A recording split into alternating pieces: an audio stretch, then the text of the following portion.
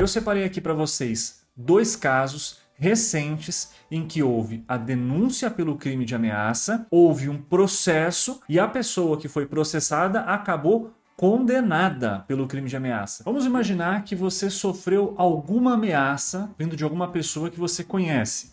E aí você precisa enfrentar a seguinte questão: você vai fazer um boletim de ocorrência dessa ameaça ou não vai? Você vai precisar considerar algumas coisas sobre esse assunto, ok? É isso que eu pretendo explicar nesse vídeo. A primeira delas: quando você vai até a delegacia, quando você acessa o site da delegacia e faz um boletim de ocorrência, não necessariamente haverá investigação para apurar essa ameaça que você sofreu e a pessoa que fez essa ameaça contra você não vai ser informada disso, tá? É importante que você saiba que fazer o boletim de ocorrência apenas demonstra que você comunicou à polícia que aquele fato aconteceu, mas é preciso que exista um pedido de sua parte para que haja uma investigação e para que essa pessoa seja intimada a comparecer na delegacia e prestar as declarações dela. Isso porque o crime de ameaça, ele depende de representação. Representação nada mais é do que a autorização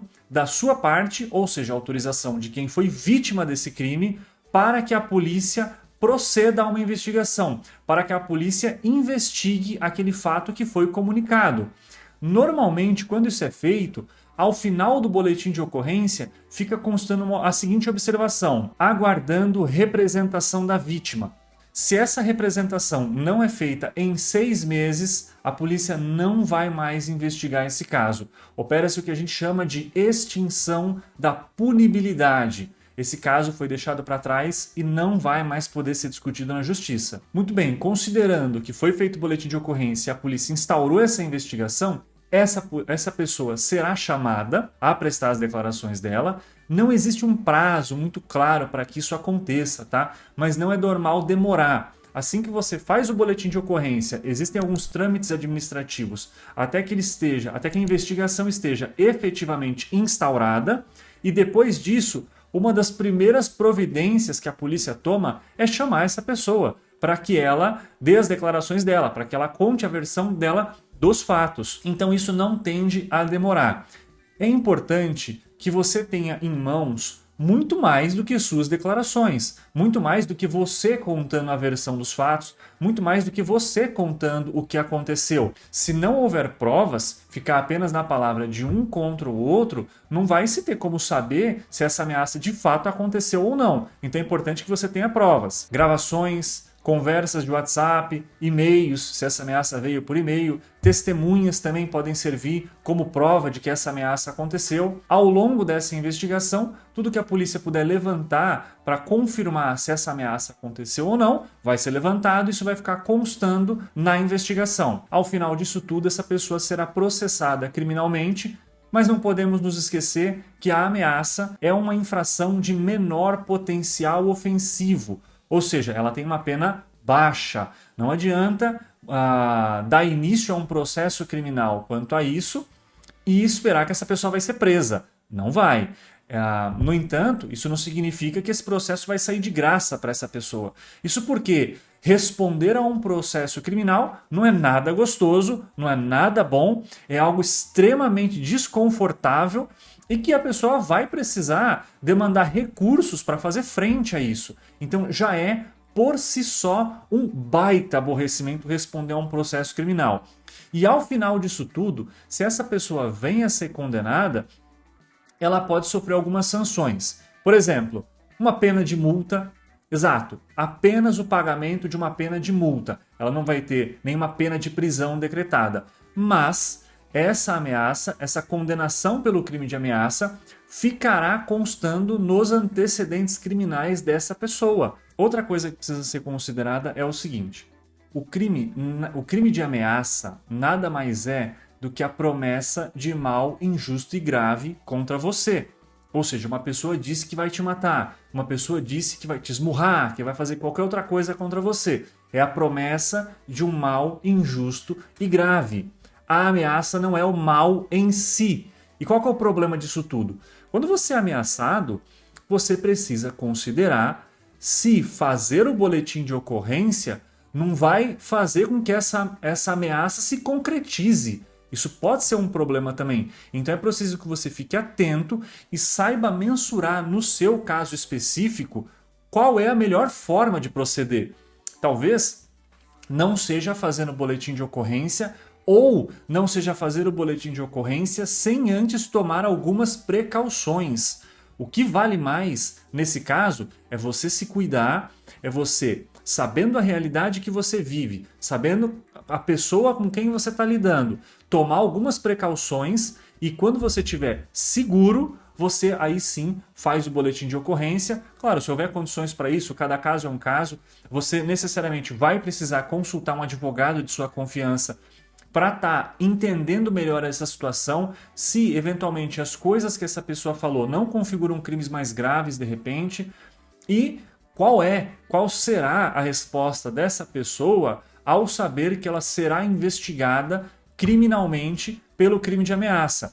Porque ela saberá que foi você que fez essa denúncia contra ela. Ela vai saber que você foi até a delegacia, narrou toda a história que aconteceu, isso vai ser colocado para que ela possa dar a versão dos fatos.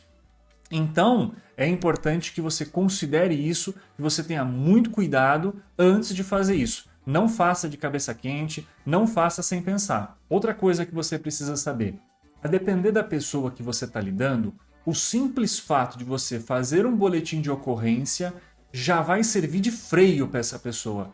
Ela vai olhar essa situação e ela vai perceber que a coisa vai ficar ruim para ela. Então, ela já percebe e para e cessa com essas ameaças. Pode ser que o boletim de ocorrência piore essa situação, pode ser que ele melhore essa situação, mas é preciso considerar isso com cuidado. Eu separei aqui para vocês 2 casos recentes em que houve a denúncia pelo crime de ameaça, houve um processo para se apurar esse crime e a pessoa que foi processada acabou condenada pelo crime de ameaça. E eu vou mostrar aqui para vocês as consequências desses 2 casos, tá? Foram consequências distintas, mas só para que vocês tenham uma noção da possível consequência que isso pode resultar. Ó, tô passando aqui na tela para vocês.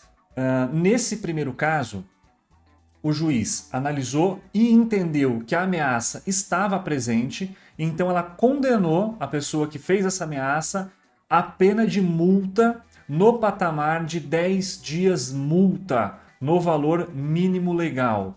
Eu vou colocar aqui na tela o valor para vocês também, eu vou fazer o cálculo e vai estar aparecendo agora aqui na tela para vocês, tá bom? Vocês podem observar pelo valor que não é uma grande quantia. O valor não é grande, mas a consequência não é o valor em si, é o fato de se ter a condenação criminal no nome e as consequências que essa condenação criminal traz. Uma delas, a mais simples e mais direta, é constar em antecedentes criminais dessa pessoa.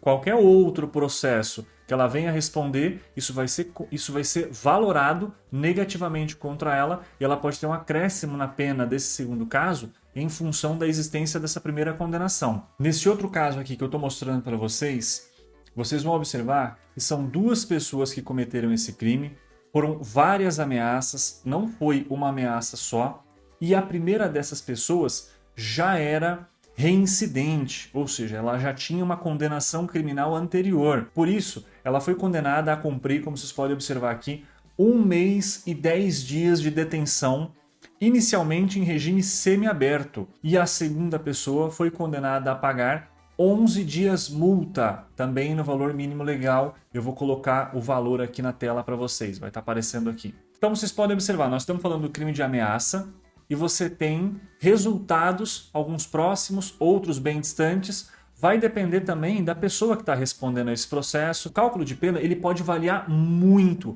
a depender do crime que foi praticado, a forma como foi praticado, mas no crime de ameaça, dificilmente vai levar à prisão, só o crime de ameaça sozinho. Eu espero ter te ajudado de alguma forma. Eu vou pedir a gentileza de você curtir esse vídeo, porque isso me ajuda não só a divulgar mais esse conteúdo, como também saber que você que assistiu gostou do vídeo que você viu. Esse vídeo é resultado de várias perguntas que me foram feitas sobre esse assunto. Então por isso que eu estou gravando e trazendo aqui para vocês. Se inscreva no canal porque tem vários outros assuntos relacionados a esse que vão ser esclarecidos nos próximos vídeos. Caso alguma coisa não fique muito clara, comente. Eu tenho respondido praticamente todos os comentários. E quando uma pergunta acaba sendo muito recorrente, eu acabo até gravando um vídeo para falar sobre esse assunto. Fica muito mais fácil, muito mais explicativo, fica tudo muito mais completo. Eu agradeço imensamente por ter assistido esse vídeo. Até mais.